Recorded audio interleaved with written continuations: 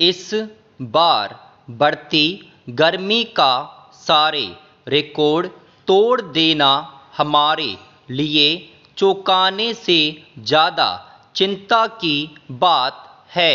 राजधानी दिल्ली के एक इलाके में अधिकतम पारा 52.9 डिग्री सेल्सियस दर्ज किया गया, जो देश के इतिहास का सबसे ज़्यादा तापमान है।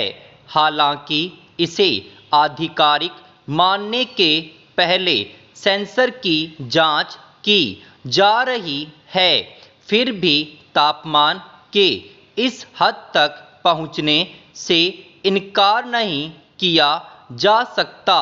न सिर्फ दिल्ली बल्कि देश से ज़्यादातर शहरी इलाकों में झुलसा देने वाली गर्मी और लू के थपेड़ों ने जनजीवन को पिछली गर्मियों के मुकाबले ज़्यादा परेशान किया है।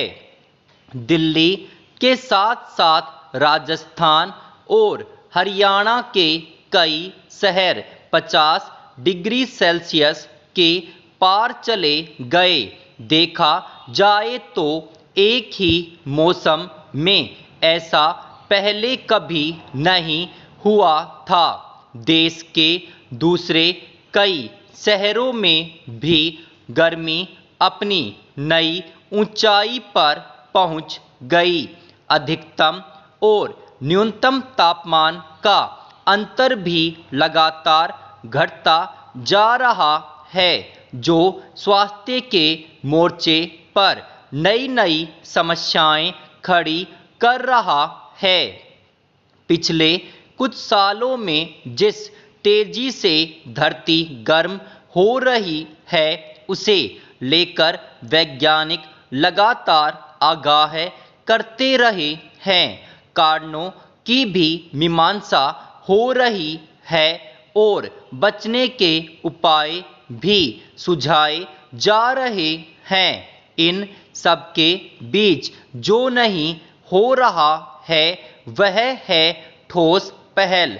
ऐसा लगता है कि विकास की अंधी दौड़ में ठहर कर सोचना भी जोखिम मोल लेना हो गया है। हो भी क्यों नहीं, जब कथित विकास का मंत्र पर्यावरण के विनाश पर ही टिका हो। पश्चिम ने विकास के जितने भी प्रतिमान हमें दिए हैं, वे सभी प्रकृति के दोहन पर ही तो आधारित हैं। अब पश्चिम ही हमें प्रकृति का दोहन बंद कर विकास के टिकाऊ मॉडल को अपनाने का ज्ञान दे रहा है। यह वही ज्ञान है जो प्राचीन काल से भारतीय जीवन शैली का हिस्सा रहा है।